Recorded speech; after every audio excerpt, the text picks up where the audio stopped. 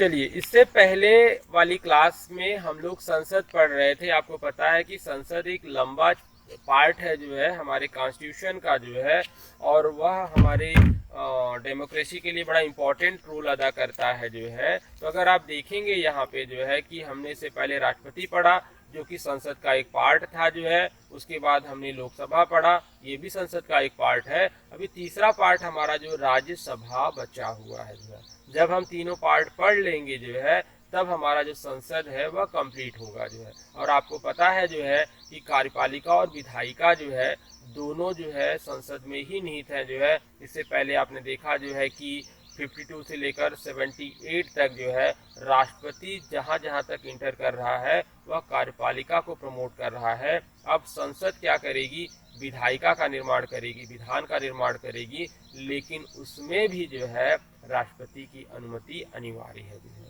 तो इस तरह से आपने जो है इसकी जो है दो क्लासें हो चुकी हैं। पहली क्लास में हम राष्ट्रपति को पढ़ चुके हैं जो है, दूसरी क्लास में हम लोकसभा को पढ़ चुके हैं। आज का तीसरा जो इसी का पार्ट है वह राज्यसभा है जो है।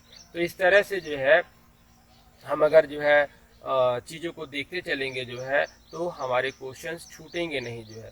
चलिए, तो अगर हम राज्यसभा की बात करते हैं जो है, तो राज्यसभा जो है हमारा एक अपर हाउस है जो है, और यहाँ पर इसे हम उच्च सदन बोलते हैं, अस्थाई सदन है जो है। देखिए, राज्यसभा में जो कुल सीटें हैं जो है, वहाँ पर कुल सीटों की संख्या 250 है जो है। और आपको ये भी पता होगा जो है कि राज्यसभा का जो कार्यकाल है जो है वह 6 वर्ष का है, जबकि आपने देखा था कि लोकसभा का कार्यकाल 5 वर्ष है जो है। 5 वर्ष बाद लोकसभा का भी गठन हो जाता है, फिर नई लोकसभा का गठन होता है। लेकिन जो है राज्यसभा का कभी विघटन नहीं होता है। 1952 से जब से राज्यसभा का गठन किया गया है तब से उसका विघटन नहीं हुआ है जो है, बल्कि जो है वह कंटिन्यू रहती है जो है। उसके सदस्य स्थायी होते हैं जो है। अस्थायी का मतलब यहाँ पे ये है कि उनका कार्यकाल 6 वर्ष का होता है जो है, और 6 वर्ष का होने के बाद जो है उनके स्थान पे नए सदस्यों का चयन किया जाता है। अब इसके लिए हमारे संसद में, ये हमारे संविधान में एक नियम बनाया गया है कि हर 2 साल में 1/3 सदस्य जो है पदमुक्त हो जाते हैं, उनके स्थान पर नए सदस्यों का चुनाव कर लिया जाता है जो है। तो आप इसीलिए जो है उनकी कंटिन्यूटी बनी रहती है। और अगर सभी का कार्यकाल एक साथ खत्म होगा जो है, तो फिर 1 साल से चयन करने के लिए फिर उसको क्या करना होगा, भंग करना होगा, जैसा कि लोकसभा में होता है। लेकिन राज्यसभा में ऐसा नहीं होता है जो है। तो राज्यसभा में हर 2 साल में क्या होता है, जितने पद खाली होते हैं 1/3 पद खाली हो जाएंगे, और 1/3 पदों पर जो है वह 1/3 पदों पर जो है क्या होता है, नए सदस्यों को लाया जाता है। तो इस तरह से राज्यसभा जो है हमारे संसद का एक महत्वपूर्ण भाग है जो है, लेकिन वह उसकी प्रक्रियाएं जो है थोड़ा सा भिन्न है जो है। अब देखिए, राज्यसभा वहीं पर होगी जो है जहां पर जो है विधानसभा होगी। इसका कारण क्या है जो है, राज्यसभा के सदस्य के लिए जो है या राज्यसभा का चयन के लिए जो है वह राज्य की विधानसभा अपना इम्पोर्टेंट रोल प्ले करती है जो है। और अगर राज्यसभा विधानसभा नहीं होगी जो है, तो वहाँ पे राज्यसभा नहीं होगी, क्योंकि जो है कि राज्यसभा के सदस्य का चुनाव विधायकों के द्वारा किया जाता है। तो अनुच्छेद 80 में जो है राज्यसभा के बारे में विस्तार से चर्चा की गई है। यह राज्य और संघ क्षेत्रों में इसकी जो अधिकतम संख्या है जो 338 होगी जो है, 338। अप्रत्यक्ष रूप से इनको चुना जाता है, और 12 सदस्यों को राष्ट्रपति मनोनीत करता है। तो ये आनुपातिक प्रतिनिधित्व पद्धति के अनुसार एकल संक्रमण पद्धति से इनका चुनाव होता है। राष्ट्रपति द्वारा नामित जो 12 सदस्य होते हैं, साहित्य, विज्ञान, कला, समाज और सहकारिता के क्षेत्र में जिनके पास विशेष अनुभव प्राप्त होता है, उन्हें राष्ट्रपति जो है वह राज्यसभा का सदस्य मनोनीत कर सकता है। 1/3 सदस्य प्रत्येक जो है दूसरे वर्ष सेवानिवृत्त होते हैं जो है, और इनका कार्यकाल 6 वर्ष होता है जो है। अगर इनका कोई सदस्य बनना चाहता है तो उसकी आयु 30 वर्ष से कम नहीं होनी चाहिए। राष्ट्रपति राज्यसभा का पदेन सभापति होता है। उपसभापति अपना त्यागपत्र सभापति को देता है। सभापति बहुमत से पारित संकल्प से हटाया जा सकता है। जो उपराष्ट्रपति में इन सब चीज़ों को हम पढ़ चुके हैं जो है, लेकिन अब राज्यसभा की चर्चा हो रही है, इसलिए इसके बारे में हमको जानना जरूरी है जो है। अखिल भारतीय सेवाओं का सृजन जो है राज्यसभा की एकांतिक शक्तियां होती हैं जो है, अर्थात 312 के तहत जो है वह राज्यसभा जो है अखिल भारतीय सेवाओं का सृजन कर सकता है। अभी आगे देखेंगे हम लोग किस तरह से इसने इस सेवा का प्रयोग करके जो है अलग अलग समय में जो है वह सिविल सेवाओं का सृजन किया है। जो है संविधान की चौथी अनुसूची में राज्यसभा के लिए राज्यों का और उनके क्षेत्र सीटों का आवंटन किया गया है। जो है अनुच्छेद 352 है 252 के तहत जो है 2 या 2 से अधिक राज्यों में जो है राज्यों की विधानसभाओं के द्वारा प्रस्ताव पारित करके जो है संसद को राजसूची पर कानून बनाने का अधिकार दिया गया है। तो इस तरह से आप देखेंगे जो है कि राज्यसभा जो है हमारे संसद का ही अंग है जो है, और यह जो है द्वितीय सदन उच्च सदन के नाम से जाना जाता है। जो है अनुच्छेद 80 में 250 सदस्य 238 सदस्य जो कि अप्रत्यक्ष रूप से चुने जाते हैं, 12 सदस्यों को राष्ट्रपति के द्वारा मनोनीत किया जाता है। ये जो 12 सदस्य राष्ट्रपति के द्वारा मनोनीत किए जाते हैं, ये कहाँ से लिया गया है, क्वेश्चन पूछा गया है। इसे आयरलैंड से लिया गया है। जो कला साहित्य विज्ञान समाज सेवा के क्षेत्र में अग्रणी होते हैं उन्हीं को चुना जाता है। अभी आपने ये चुनाव में भाग नहीं लेते हैं, इनको जो है डायरेक्ट चुना जाता है। जैसे आपने देखा होगा रेखा को जो है, सचिन तेंदुलकर को जो है, मैरी कॉम को, इन सब को जो है वह उनकी अपनी प्रतिभा के बल पे जो है वह सांसद सदस्य चुना गया और राज्यसभा में लाया गया जो है। अब अगर इनके चुनाव की बात करते हैं तो इनका चुनाव विधानसभा के सदस्यों के द्वारा किया जाता है। अगर हम बात करते हैं कि वर्तमान में जो है कितने राज्यों में राज्यसभा के सदस्य हैं जो है, तो इसमें 28 राज्य और 3 केंद्र शासित प्रदेश होंगे, जिसमें 333 का चुनाव किया जा रहा है, 12 को मनोनीत किया जा रहा है। तो वर्तमान में जो टोटल संख्या 245 है। 5 पद रिक्त चल रहे हैं, और आपको रिक्त होने का कारण ये है जो है कि हमारे जो केंद्र शासित प्रदेश हैं 5 जो है वहाँ में विधानसभा नहीं है जो है।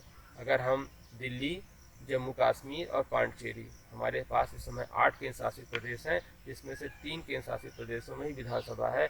क्योंकि आपको पता होगा कि जहाँ पे विधानसभाएं होंगी जो है उन्हीं के विधायकों के द्वारा जो है वह राज्यसभा के सदस्य को चुना जाता है जो है।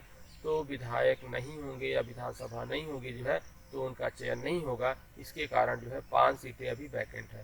तो दिल्ली में 3 राज्यसभा की सीटें हैं, जम्मू कश्मीर में 4 राज्यसभा की सीटें हैं, और पांडिचेरी में 1 जो है राज्यसभा की सीटें हैं जो है। तो अनुसूची 4 में ये बताया गया है कि किस राज्य में कितनी जो है वह राज्यसभा की सीटें होंगी। और आपको ये पता होगा जो है कि इनका भी निर्धारण जो है वह जनसंख्या के आधार पर किया जाता है जो है, और जो जितना बड़ा राज्य होगा वहाँ पर सीटें उतनी ज़्यादा होंगी। और आपने देखा था कि उत्तर प्रदेश में लोकसभा की सीटें भी सबसे ज़्यादा हैं, 80 जो है, और विधानसभा की 403 सीटें हैं जो है, और इसीलिए जो है राज्यसभा की भी सबसे ज़्यादा सीटें उत्तर प्रदेश में ही हैं, उनकी संख्या 31 है जो है। तो कुछ जो राज्यसभा की सीटें हैं उनकी संख्याओं के बारे में देख लेते हैं।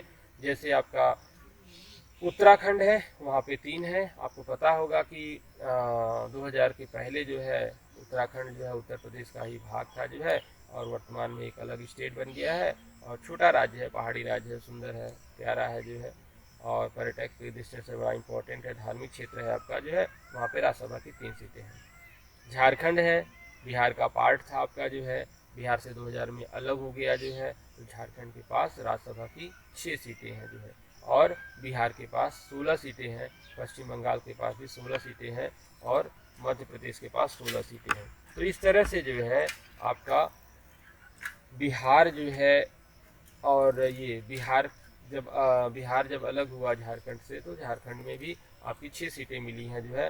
तो कहने का मतलब यह है कि हर 2 साल में झारखंड में 2 राज्यसभा की सीटों पर जो है नए चुनाव होते हैं और 2 पद मुक्त होते हैं। और आपके यहाँ जो 81 जो सीटें हैं विधानसभा की जो है, उन्हीं के द्वारा इन सदस्यों को चुना जाता है जो है। आपको ये पता होना चाहिए कि इसमें मनोनीत सदस्य भाग नहीं लेते हैं, इसमें केवल चुने हुए प्रतिनिधि ही भाग लेते हैं। कहने का मतलब है कि एंग्लो इंडियन जो होंगे इसमें भाग नहीं लेंगे जो है, और इस तरह से जो है कि यहाँ पे सीटों का निर्धारण किया गया है। अगर हम इनकी राज्यसभा की सीटों की योग्यता की बात करते हैं जो है, तो जो राज्यसभा का सदस्य होता है जो है उसकी योग्यता अगर हम बात करें तो वह भारत का नागरिक होना चाहिए, उसकी आयु 30 वर्ष से कम नहीं होनी चाहिए जो है, वह किसी लाभ के पद पर ना हो, और बाकी जो भी चीज़ें संसद के द्वारा धारित की जाएंगी उसे वह उस योग्यताओं को जो है वह धारण करना होगा। तो अनुच्छेद जो राज्यसभा का जो सभापति होता है जो है, चेयरमैन जो है, वह भारत का उपराष्ट्रपति होता है जो है, जो राज्यसभा की कार्रवाई का संचालन करता है, और इसका कार्यकाल 5 वर्ष होता है। अब देखिए यहाँ पे थोड़ा सा मतभेद की स्थिति हो जाती है, कभी कोई पूछ लेता है राज्यसभा का सभापति का कार्यकाल कितना है, या राज्यसभा के उपसभापति का कार्यकाल कितना है जो है। तो उपसभापति का कार्यकाल जो 6 वर्ष होता है, जबकि राज्यसभा के सभापति का कार्यकाल 5 वर्ष होता है जो। तो जो चेयरमैन होता है वो उपराष्ट्रपति होता है, और राज्यसभा का सदस्य नहीं होता है, इसलिए उसका कार्यकाल जो है वह 5 वर्ष होता है जो है। और इसकी जो नियुक्ति होती है, उसकी नियुक्ति जो है राज्य के विधायिका के द्वारा, राज्य के विधायकों के द्वारा नहीं होती है, बल्कि संसद में राज्यसभा और लोकसभा के द्वारा की जाती है। जबकि जो उपसभापति होता है वह राज्यसभा का सदस्य होता है। अब राज्यसभा का सदस्य होने का मतलब क्या है, वह उसका निर्वाचन जो है विधायकों के द्वारा किया जाएगा जो है, इसलिए उसका कार्यकाल 6 वर्ष होता है। तो इस तरह से आप देखेंगे जो है कि हमारे पास जो है एक विस्तृत अवधारणा दी गई है राज्यसभा की जो है, और जिसका जो है संचालन जो है वह भारत का उपराष्ट्रपति करता है। और आपको ये भी पता होना चाहिए कि जो उपराष्ट्रपति को वेतन दिया जाता है वह उसके पद का वेतन नहीं दिया जाता है, बल्कि जो है उसे जो है राज्यसभा के सभापति के रूप में जो वेतन कार्यों के लिए वेतन दिया जाता है, क्योंकि उपराष्ट्रपति के पास अपने पद के अनुरूप कार्य करने के लिए कुछ नहीं होता है, क्योंकि उपराष्ट्रपति का मुख्य कार्य ही होता है कि वह राष्ट्रपति के कार्यों का निर्वहन करता है। लेकिन जब राष्ट्रपति उपस्थित होगा तब उसके पास कोई कार्य नहीं होता है। तो ऐसी अवस्था में हमारे संविधान में यह व्यवस्था बनाई गई है कि वह राज्यसभा का जो है वह पदेन सभापति होगा जो है, और जब जरूरत पड़ेगी भविष्य में जो है राष्ट्रपति की अनुपस्थिति में, तो वह राष्ट्रपति के कार्यों का निर्वहन करेगा। जब वह राष्ट्रपति के कार्यों का निर्वहन करेगा तब उसे राष्ट्रपति का वेतन दिया जाएगा जो है। तो इस तरह से जो है वह हमारे यहाँ संविधान में इसके लिए यह प्रावधान किया गया है जो है। और अगर बात की जाती है उपराष्ट्रपति अपना त्यागपत्र किसको देता है, तो उपराष्ट्रपति या जो है राज्यसभा का सभापति होता है, वह अपना त्यागपत्र जो है वह भारत के राष्ट्रपति को देता है। लेकिन जो है उपसभापति किसको त्यागपत्र देगा जो है, उपसभापति अपना त्यागपत्र जो है भारत के उपराष्ट्रपति को देता है जो है। तो इस तरह से जो है वह हमारे पास जो है, अगर हम बात करते हैं राज्यसभा की शक्तियों की जो है, तो पावर क्या दिया गया है आपको जो है, power of function of Rajya Sabha जो है। तो राज्यसभा लोकसभा की तुलना में एक शक्तिहीन सदन है। राज्यसभा की रचना लोकसभा के सहयोगी एवं सहायक सदन के रूप में की गई है, फिर भी इसका अपना महत्व है। राज्यसभा की शक्तियां और कार्य निम्नलिखित है। तो अगर बात की जाती है लोकसभा की जो है, तो लोकसभा राज्यसभा की अपेक्षा ज़्यादा पावरफुल होती है जो है, और इसीलिए जो है वह कभी कभी जो है हम जनरली जो है कल बात कर रहे थे कि जो संसद की बात करते हैं, तो संसद में हम क्या करते हैं, हमेशा केवल लोकसभा की बात करते हैं, जबकि उसका एक राज्यसभा भी होता है जो है। तो राज्यसभा जो होती है उसका जो है धन विधेयक पर तो कोई विशेष अधिकार नहीं होता है, धन विधेयक पर केवल लोकसभा का अधिकार होता है। अभी आगे हम चर्चा करेंगे। चलिए देखते हैं राज्यसभा की विधायी शक्तियाँ। तो लोकसभा के साथ साथ राज्यसभा की विधि निर्माण संबंधी कार्य करने की शक्तियाँ होती हैं। संविधान के द्वारा जितने भी जो है वह धन विधेयक के अलावा विधेयक हैं जो है, उस पर जो है वह राज्यसभा को बराबर शक्तियाँ दी गई हैं। कहने का मतलब ये है कि अगर लोकसभा जो है वह धन विधेयक के अलावा कोई बिल पास कर देती है जो है, अगर राज्यसभा उसे पास नहीं करती है तो वह बिल कानून का रूप धारण नहीं कर पाएगा। तो राज्यसभा में कानून पालन नहीं कर पाएगा। एक यहाँ पर एक साधारण विधेयक होता है, एक आपका वित्त विधेयक होता है, एक आपका जो है एक आपका धन विधेयक होता है जो है। तो जो साधारण विधेयक होता है जो है, राज्यसभा अगर लोकसभा पास कर देती है तो राज्यसभा उसे 6 माह तक अपने पास रख सकता है जो है। और उसके बाद जो है क्या होता है जो है कि 108 के तहत एक संयुक्त अधिवेशन बुलाया जाता है जो है, और उस संयुक्त अधिवेशन में जो है वह लोकसभा और राज्यसभा मिलकर उस बिल पर चर्चा करते हैं और संयुक्त रूप से उसको जो है पास कराया जाता है जो है। और संयुक्त अधिवेशन की अध्यक्षता कौन करता है जो है, लोकसभा के अध्यक्ष के द्वारा किया जाता है। तो इस तरह से हमारे संविधान में जो है विधायी शक्तियाँ इसको दी गई हैं जो है। अगर हम वित्तीय शक्तियों की बात करते हैं तो राज्यसभा को कुछ वित्तीय शक्तियाँ भी प्राप्त हैं, यद्यपि इस संबंध में संविधान द्वारा राज्यसभा को लोकसभा की तुलना निम्न शक्तियाँ प्राप्त की गई हैं जो है, माने कमजोर साबित किया गया है जो है। संविधान के अनुच्छेद 109 में यह स्पष्ट रूप से वर्णन किया गया है, राज्यसभा में धन विधेयक प्रस्तुत नहीं किया जाता है। यह केवल लोकसभा में प्रस्तुत किया जाता है। जब लोकसभा किसी धन विधेयक को पारित कर देती है तो वह राज्यसभा के पास उसकी सिफारिश के लिए भेजा जाता है। राज्यसभा 14 दिन तक उसे धन विधेयक को अपने पास रोक सकती है। कहने का मतलब जो मनी बिल है वह लोकसभा में पास हो जाने के बाद जो है औपचारिक रूप से राज्यसभा में भेजा जाता है और ज़्यादा से ज़्यादा तक राज्यसभा को 14 दिन तक अपने यहाँ रोक सकती है। अगर 14 दिन के बाद भी वह लोकसभा में वापस नहीं करती है तो यह बिल अपने आप पास समझा जाएगा। जो अगर मान लीजिए राज्यसभा को इसमें संशोधन करने का सुझाव देती है, हालांकि संशोधन करने का उसको अधिकार नहीं है, लेकिन अगर कुछ उसमें संशोधन करने का अधिकार देती है जो है, तो लोकसभा जो है उस संशोधन को मानने के लिए बाध्य नहीं है जो है, और वह आवश्यकता पड़ने पर जो है वह उसमें उसके सुझाव को मान सकती है जो है, अन्यथा वह उसे अपने अनुसार पास करने की शक्तियाँ रखती है जो है। उसके बाद है संविधान संशोधन की शक्तियाँ जो है। तो अगर जो है संविधान संशोधन की बात आएगी जो है 368 के तहत 20वां संविधान संशोधन है जो है, तो राज्यसभा को बराबर का अधिकार प्राप्त है। लोकसभा अगर कोई संविधान संशोधन करता है जो है उसको 2/3 बहुमत से पास करके राज्यसभा के पास भेजता है, और राज्यसभा जब तक पास नहीं करेगा तब तक वह राष्ट्रपति के पास नहीं भेजा जाएगा, और जब तक वह राष्ट्रपति के पास नहीं भेजा जाएगा तब तक वह कानून का रूप नहीं ले सकता है। और इस तरह से जो है आपका जो है वह आपातकालीन शक्तियाँ भी जो है राज्यसभा को प्राप्त है जो है। कहने का मतलब ये है कि लोकसभा अगर जो है इमरजेंसी की घोषणा करता है जो है, और जब तक उसे जो है वह राज्यसभा से स्वीकृति प्राप्त नहीं होती है तब तक वह मान्य नहीं होगा। तो इस तरह से राष्ट्रपति की आपातकालीन घोषणा की स्वीकृति दोनों सदन की स्वीकृति अनिवार्य है। यदि घोषणा उस समय की गई हो जब लोकसभा विघटित हो गई हो तो उस समय घोषणा राज्यसभा की स्वीकृति अनिवार्य है। कहने का मतलब है कि आपको पता है लोकसभा अगर भंग हो जाती है या लोकसभा कार्य में नहीं है जो है, और उस समय अगर इमरजेंसी लगाना हो तो कौन लगाएगा? राज्यसभा लगाएगा, क्योंकि राज्यसभा स्थायी सदन है जो है। और जब जब लोकसभा आएगी जो है तो 6 सप्ताह के अंदर जो है उस आपातकाल को पास करना अनिवार्य है। अगर वह पास नहीं किया जाएगा तो अपने आप जो है वह समाप्त हो जाएगा जो है। तो इस तरह से आपका जो है वह, अगर हम इसकी अन्य शक्तियों की बात करते हैं जो है, तो राज्यसभा को अन्य शक्तियाँ भी दी गई हैं। जैसे राज्यसभा को निर्वाचन सदस्य राष्ट्रपति के चुनाव में भाग लेना। कहने का मतलब है एक चुनाव में भाग लेते हैं। राज्यसभा के सदस्य लोकसभा के सदस्यों के साथ मिलकर उपराष्ट्रपति का चुनाव करते हैं।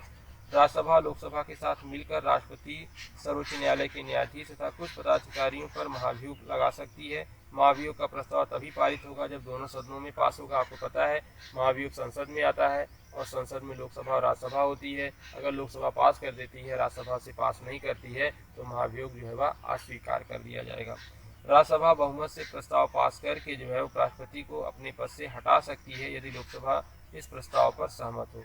तो अगर भारत के उपराष्ट्रपति को हटाना है जो है, तो पहले क्या होगा? पहले जो है राज्यसभा में यह बिल पास होगा, लेकिन अगर राज्यसभा पास करती है और लोकसभा नहीं पास करती तो राष्ट्रपति अपने पद पर बना रह जाएगा, लेकिन उसको पहले राज्यसभा में पास किया जाएगा, उसके बाद राष्ट्रपति लोकसभा के पास भेजा जाएगा। अगर लोकसभा भी इसको पास कर देती है तो उपराष्ट्रपति को अपने पद से हटना होगा।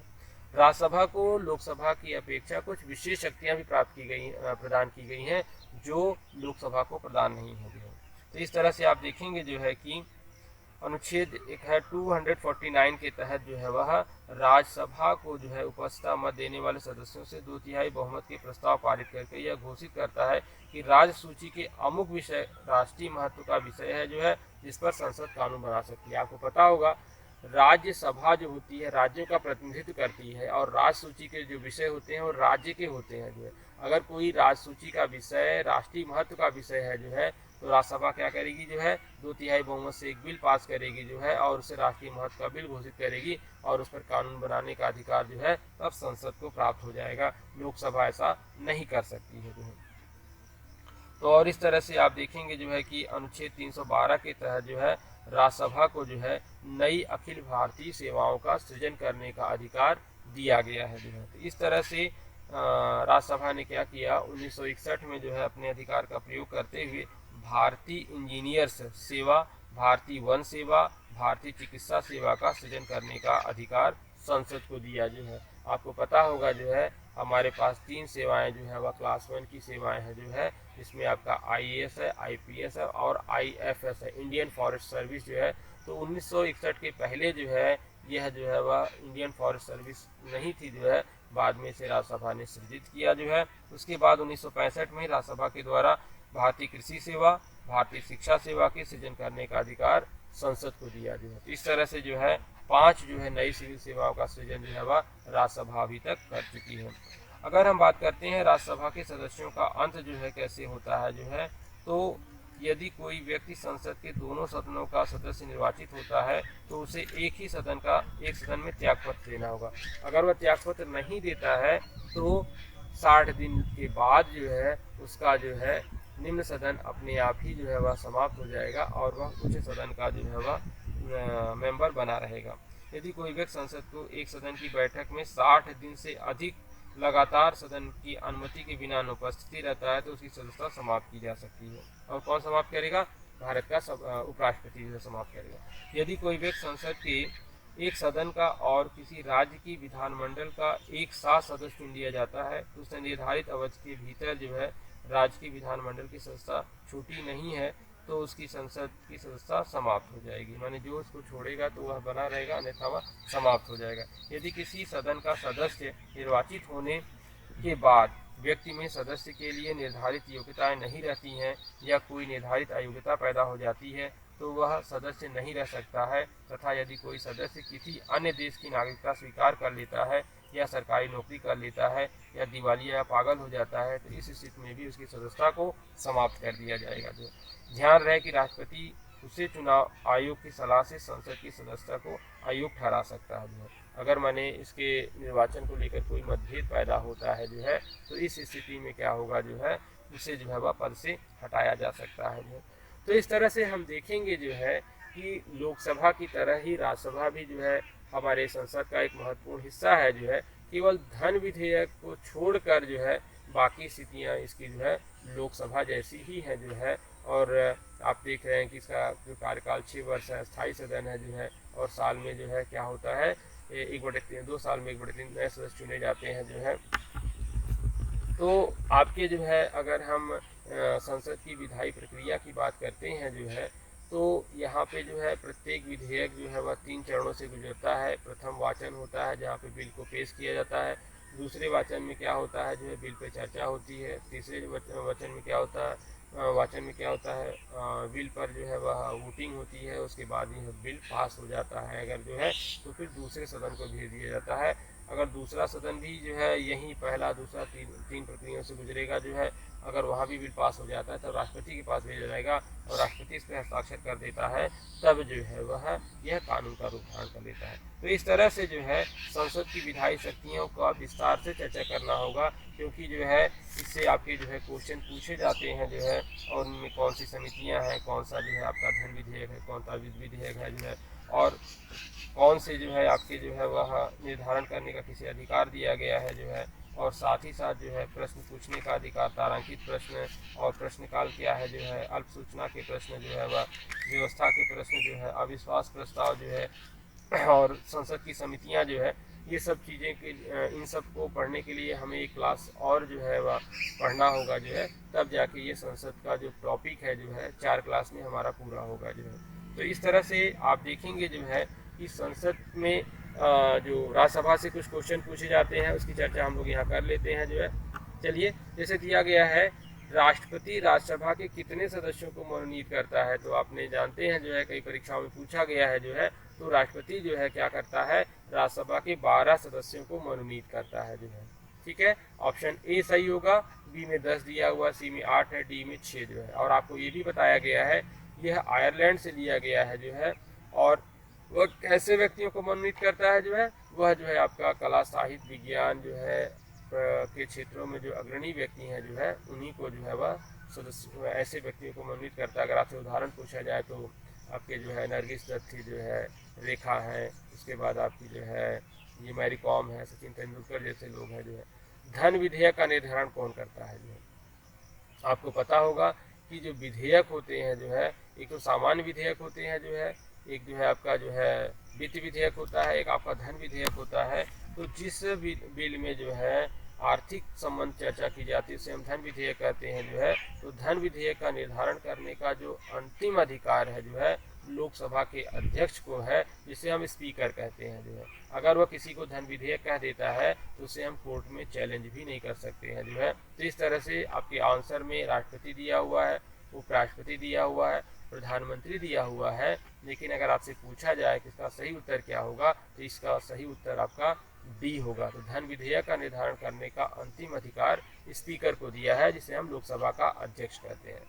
राज्यसभा धन विधेयक को कितने दिन तक रोक सकता है? अभी हमने इससे पहले वाली क्लास में चर्चा किया जो है कि जो राज्यसभा होती है जो है उस पर धन विधेयक पर उसका कोई अधिकार नहीं होता है, लेकिन एक औपचारिकता बस जो है पहले धन विधेयक को लोकसभा में लाया जाता है, राष्ट्रपति की स्वीकृति के बाद लाया जा सकता है, इसलिए राष्ट्रपति भी धन विधेयक को नहीं रोक सकता है जो है। अपनी हस्ताक्षर वो पहले ही कर देता है जो है। बाकी जो बिल होते हैं संसद में पास होने के बाद राष्ट्रपति के पास जाते हैं, लेकिन धन विधेयक राष्ट्रपति के पास पहले ही चला जाता है, राष्ट्रपति उस पर हस्ताक्षर कर देता है, तब जाके इसको सदन में प्रस्तुत किया जाता है जो है। तो लोकसभा जब इसको पास कर देती है तो पास माना जाता है, लेकिन वह जो है औपचारिकता के लिए राज्यसभा में भेजती है जो है। राज्यसभा 14 दिन तक अपने पास रख सकती है। अगर 14 दिन के बाद भी वह रिटर्न नहीं करती है तो वह बिल ऐसे ही पास समझा जाएगा जिस तरह से लोकसभा में पास कर दिया गया है। तो आपके पास जो ऑप्शन दिए गए हैं जो है, एक तो 14 है, 20 है, 26 है और 30 दिन है जो है, जिसमें जो इसका आंसर होगा आपका कि राज्यसभा जो है धन विधेयक को 14 दिन तक अपने सदन में रोक सकती है जो है। इसका आंसर तीसरे का आंसर ए सही है। चलिए उसके बाद जो है वह चौथा जो आंसर होगा वह आपका जो चौथा जो प्रश्न है, राज्यसभा का कार्यकाल जो है।